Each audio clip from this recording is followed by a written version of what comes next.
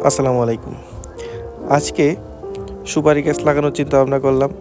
তো আমি নিজে সুপারি কিছু চারা পাঠাইছিলাম। তো ওইগুলা লাগাবো।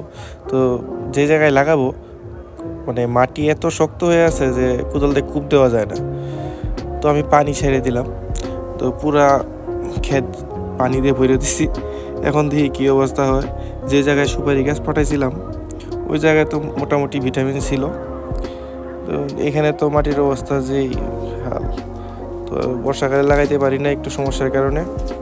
তো এখন যেহেতু একটু সুযোগ পাইছি লাগাইতেছি, দেখি আল্লাহ কি রাখছে ভাগ্যে। মাটি খুব হার্ড, এই যে কুবাইতেছি মানে হয় না, কাটে না।